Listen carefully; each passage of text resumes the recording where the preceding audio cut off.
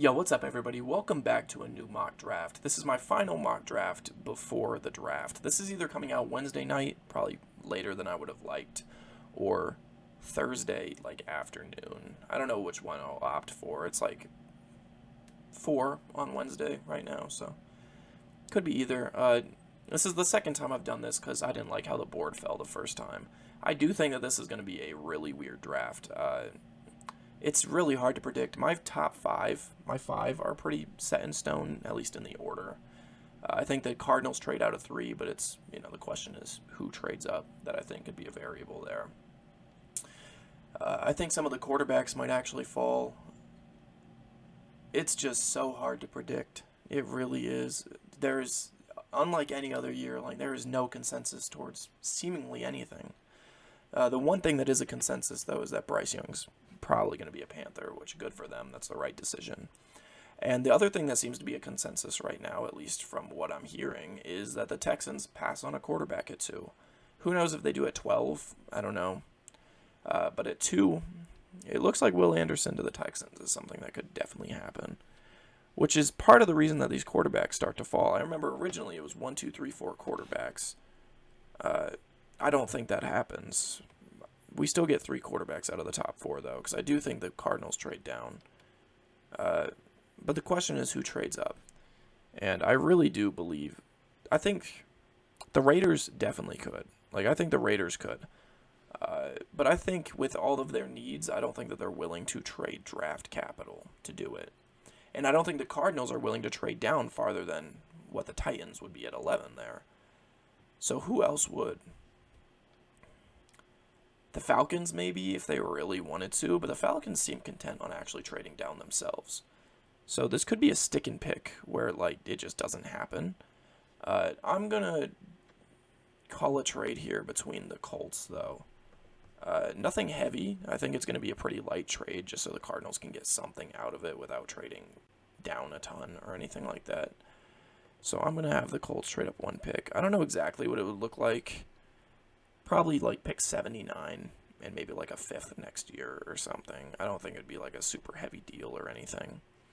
But we're going to have them trade up 1 pick. And there is a strong belief right now that teams might pass on C.J. Stroud in order to get Will Levis.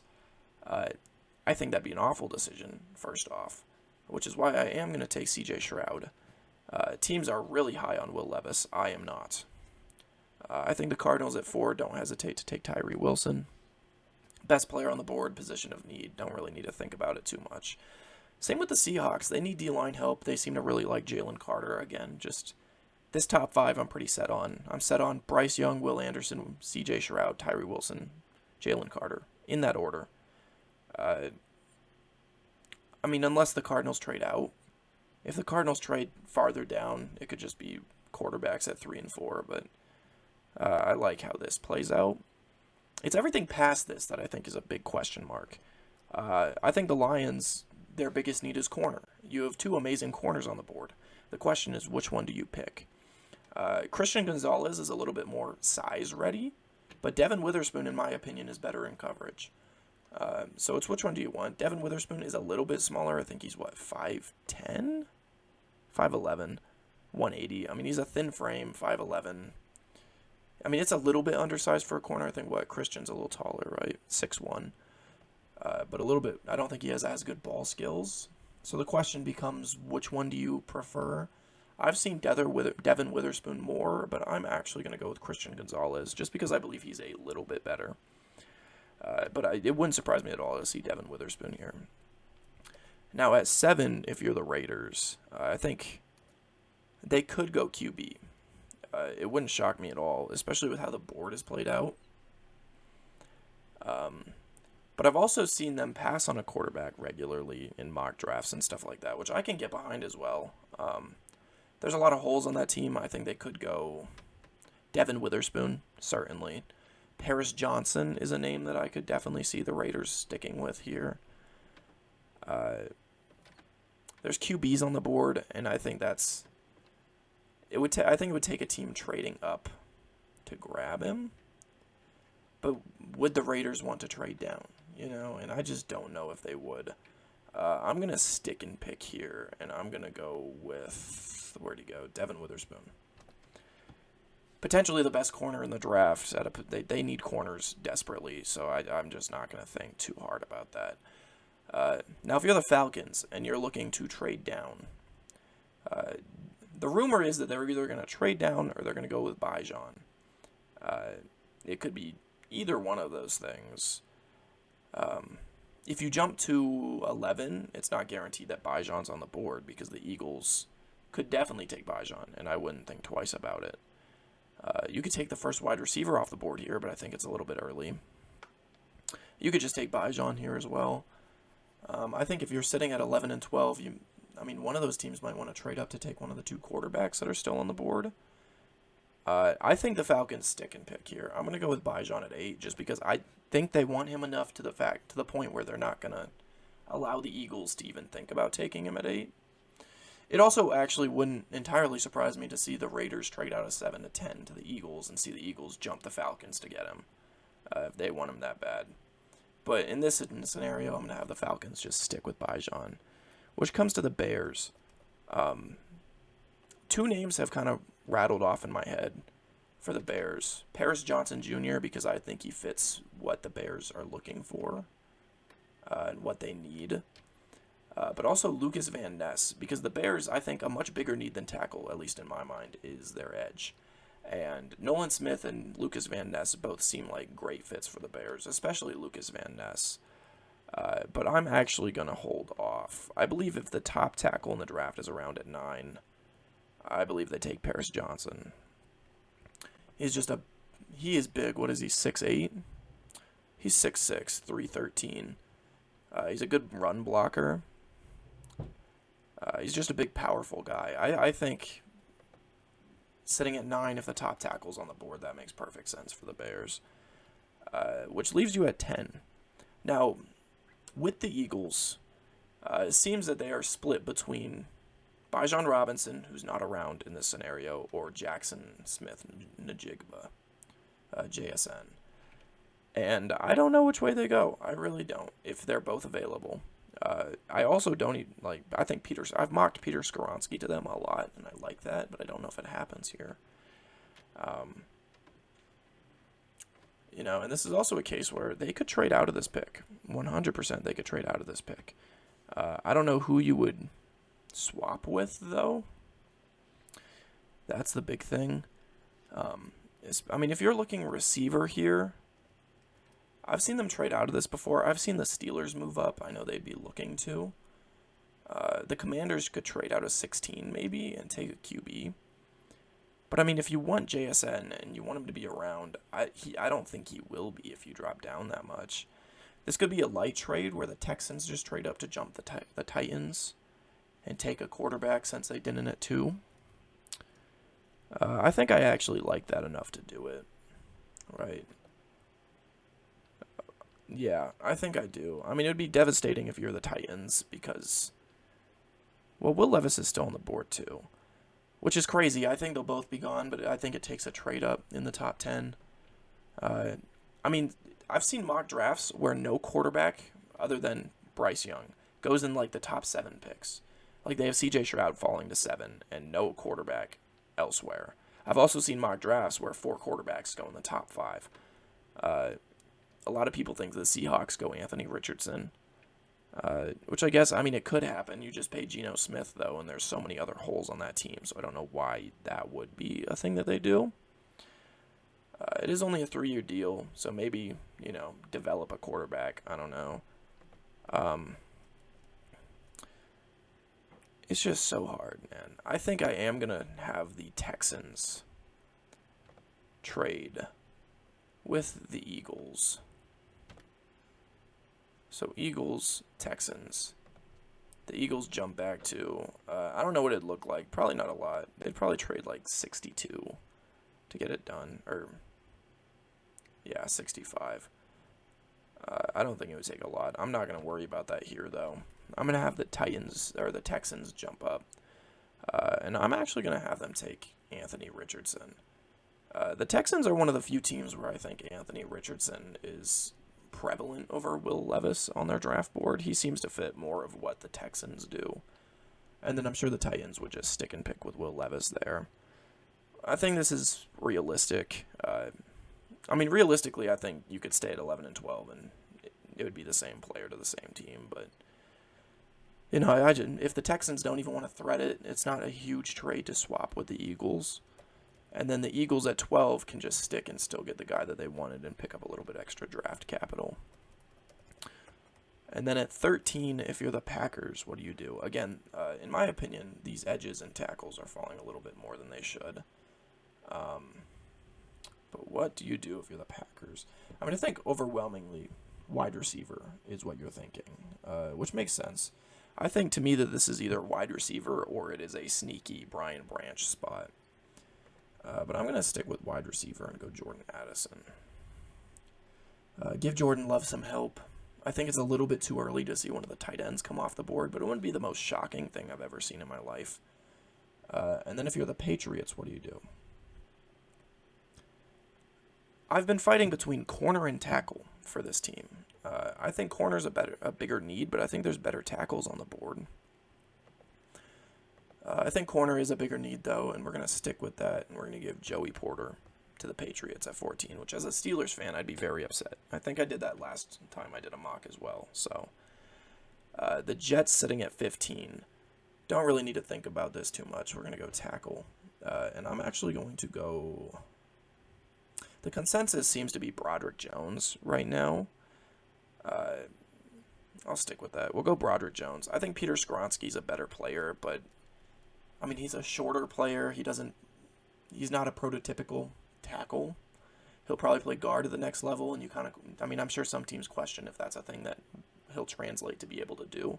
I think he will, but there's definitely a question mark around it that isn't as big of a question mark if you just take Broderick Jones. So the Commanders could also definitely take tackle. I think they're another team that's probably thinking tackle corner. Deonte Banks is around. I think I'm just going to have him stick with Peter Skoronski. Actually, I'm sure I get slack if I take Darnell Wright, but some teams are extremely high on Darnell Wright. I've seen him go as early as 11, actually. So he's a guy that could definitely be the pick here, or they could pass on a tackle entirely. It's hard because I don't know, because Peter Skoronski realistically could fall. If there's a guard needy team that wants him, I could see that happening, but I don't really know. I'm going to go with Darnell Wright just because he's more of a prototypical tackle.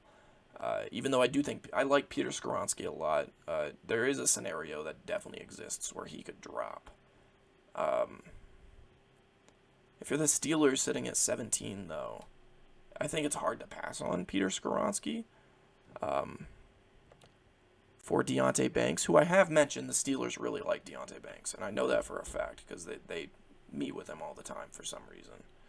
Deonte Banks is good, don't get me wrong, but I like Peter Skoronski a lot.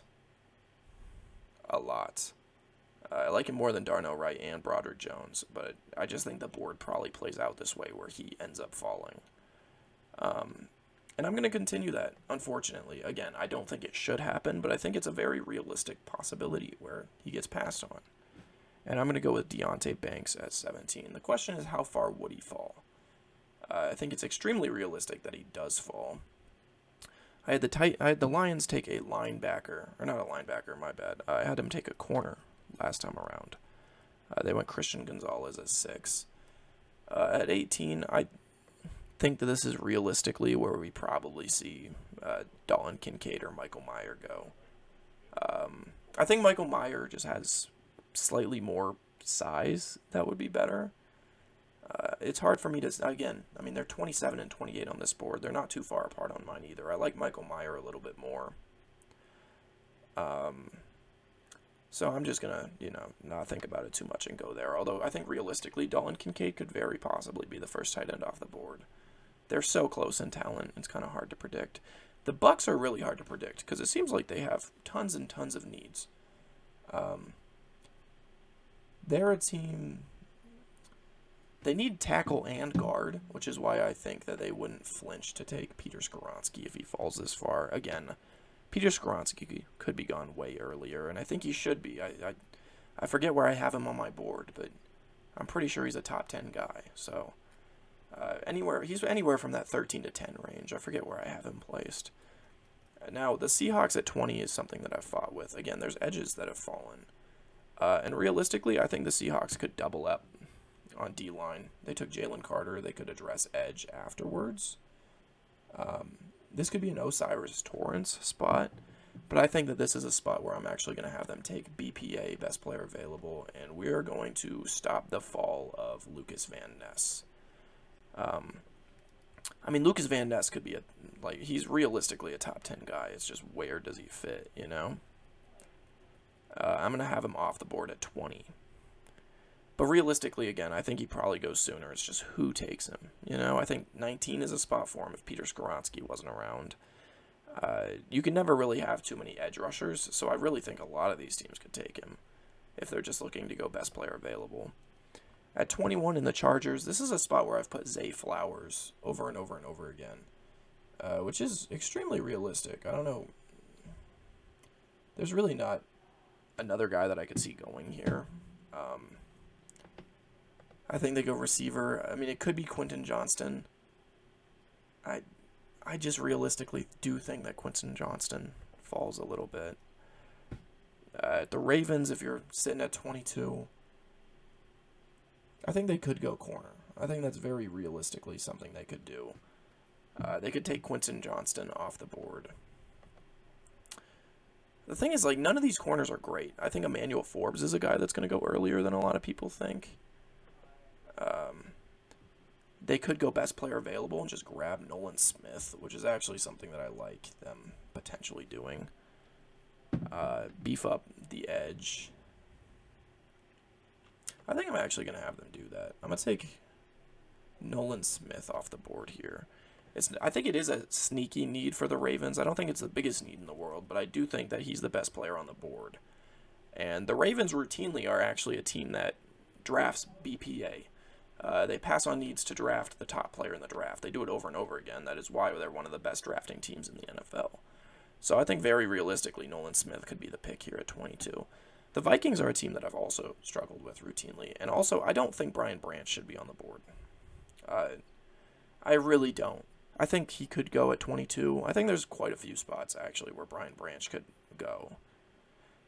But he could also realistically go in this range. Again, the NFL draft is a dumpster fire. I am going to take Brian Branch here, though. Vikings have a huge need at corner, and I think Brian Branch could address that. He's probably going to be a slot corner guy. But I think at this spot, he's too good to not take a chance on developing at corner. If he doesn't develop at corner, you can just stick him at strong, and that's fine. It's not a big deal. Very versatile player. I don't know. He shouldn't be. He is, I think, the 5th player on my board. It's just teams don't value safety, so who knows. The Jaguars at 24. I've been between two names here for a lot of this year. Osiris Torrance and Dalton Kincaid. Emmanuel Forbes is a sneaky guy to pick here.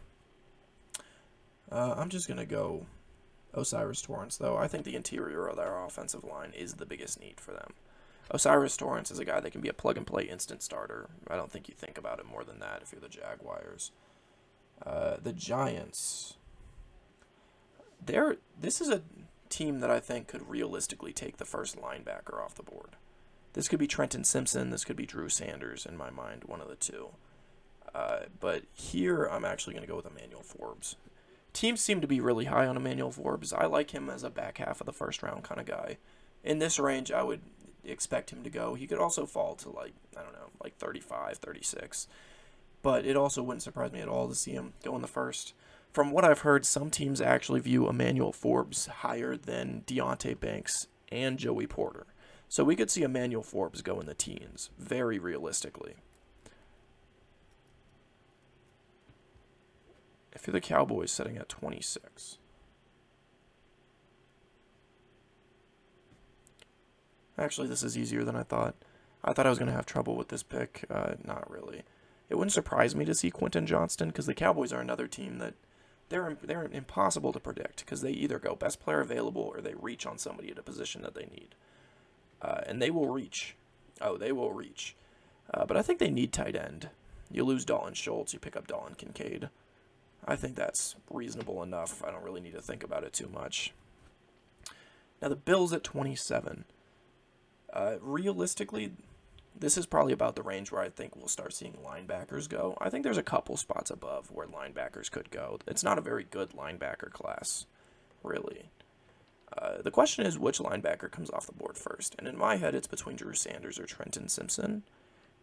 But Drew Sanders just seems to be a perfect fit for the Bills. I think that's something that they would look to do. And realistically, this is probably where I'd see the first linebacker come off the board if the board fell like this. Osiris Torrance, I think, would be a great fit for the Bills. I think it's a bigger position of need probably, but we're going to go with Drew Sanders here. Now the Bengals sitting at 28. This is another team where I think realistically their biggest need is linebacker. You could go safety, but with Bryant Branch off the board, you'd be kind of reaching on a guy. Who knows? I just think linebackers too big of a need for them not to go it, so I'm going to go take Trenton Simpson off the board. Back-to-back linebackers at 27 and 28. 29 of the Saints. I've mocked interior D linemen here a lot, and I think I'm just going to continue to do that. I don't see why not to. This could be a corner. I could see like Cam Smith. Khalil Ringo's a guy that a lot of teams like. Julius Brents is a guy that a lot of teams like. But I'm not going to do that. I'm just going to continue to go biggest position in need, especially because there's two players on the board that probably shouldn't be. The question is, do you go Brian Brzee or Kalijah Cansey here? I'm going to take Kalijah Cansey off the board. They could fall either way, honestly.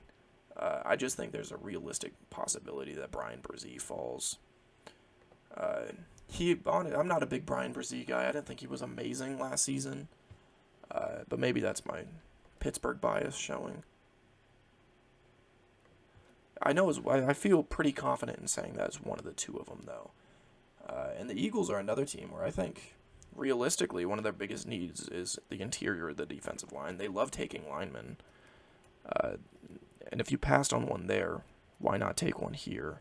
Which you might be thinking I'm taking Brian Brzee. I'm actually going to pass on that and take Myles Murphy. I just think Myles Murphy being around at 30 shouldn't happen. It really shouldn't. He's another guy that I think that will be gone way sooner. The question is just where. I've seen him fall out of the first round multiple times before in mock drafts. I've also seen him as high as 9 to the Bears, I'm pretty sure. So it's just teams are all over the place on Myles Murphy. But I think if you're sitting at 30 and you're the Eagles coming off a Super Bowl appearance, there's no reason not to take him, really. The ceiling for Myles Murphy is really high, but the floor also is dangerously low. And he's a developmental pick. So it's really just, he has to go to the right situation and have the assets to succeed. And obviously the Eagles are a perfect place to do that. So he was really the only player on my board that I think is falling, other than maybe Quentin Johnston. If you're sitting at 31 and you're the Kansas City Chiefs, I think that this is just easy for me personally. This could be a tackle spot. It really could. This could be DeJuan Jones is probably the name that sticks out. Anton Harrison, possibly. Sneaky Matthew Bergeron spot. I like Matthew Bergeron, but I don't think that that's what happens here. Especially, you lose Juju Smith-Schuster with the fall of Quentin Johnston. Just take him off the board at 31, which lets me end with the Steelers at 32, who took Deonte Banks in the first. Again, the board playing out like this after the first round makes a lot of sense. There's nobody here that I really think is a lock to be gone. Hendon Hooker's a guy that I do think will be a first-round pick. I just think that's how teams view him, I guess. Somebody's probably going to trade back into the first round to get him. Good luck, man. Wish you well. I don't think he's worth a first-round pick or anything, but teams are ready to do it, so expect that. Jahmyr Gibbs is a guy that could definitely be gone. I'm going to go tackle, and I'm going to take DeJuan Jones out of Ohio State. And that's how we're going to end. I think that this is a good board. There's some guys that I think fall a little bit farther than they should. Like these quarterbacks, I think both of them could be gone in the top 10 easily. The big one for me personally is Peter Skoronski falling to 19. Just should not happen. But I think there's a very realistic possibility where he does. Lucas Van Ness at 20, I think he's a guy that could be gone way sooner. It just takes the right team to do it. Same with Nolan Smith at 22. Brian Branch at 23 is a guy that I could even see gone at 13, like I mentioned. Who else? No, I mean, Miles Murphy's a guy that could go way earlier, too. And then on the board, Hendon Hooker could be a day one pick. Jahmyr Gibbs, like I mentioned. I would watch out for maybe Josh Downs going over Quentin Johnston. I think that's a possibility for sure. Jalen Hyatt's in the same conversation. Darnell Washington's a guy I like a lot, but he's probably not a first-round pick. Some people like Sam Laporta over him, from what I've heard. Anton Harrison is a guy that could be gone. Cody Mach, who's probably a guard at the next level. So if you value him as a guard and need a guard and don't like Steve Avila, he could be gone. Steve Avila is another guy that could be gone in the first round very easily if you want a guard that desperately. Same with John Michael Schmidt and Joe Tipman. I think both of these guys at center could be gone if you need a center. Brian Brzee, again, is a guy that would be falling. He's probably the most likely. I mean, he could definitely fall, but he's probably the most likely to get picked in the first round that didn't in this situation. I could see Keon White, Will McDonald being first-round guys. Jack Campbell, maybe. Khalil Ringo and Cam Smith are guys that I could see going. Julius Brents, maybe, but he's likely an early second-round guy. And teams seem to like Sidney Brown. I don't think he's a first-round pick, though. And that's really about it. I do hope you guys enjoyed. It wasn't, I mean, again, like I've said before, a mock draft is just a simulation of things that could potentially happen that definitely won't. So who really knows? Like I said, it's the most wild draft in terms of predicting. But I'm actually pretty happy with this board, other than a couple people falling more than they should, like people like Peter Skoronski here, who I like a lot. But overall, I like it. I'm excited for the draft. Again, my Steelers have essentially 2 first-round picks, so that makes it more interesting for me. I didn't get too wild here with trades and stuff like that. I do think that there could be a ton of trades. I've mentioned that before, and I'll say it again. I think there could be a ton of trades. Realistically, I think the Steelers trade up. I know they've talked a ton about it, so who knows. But anyways, I do hope you guys enjoyed. Expect a video. I'll probably make another draft video after the draft. Hopefully this isn't coming out at like an unfortunate time or anything. And I will see you guys in the next video of whatever I make.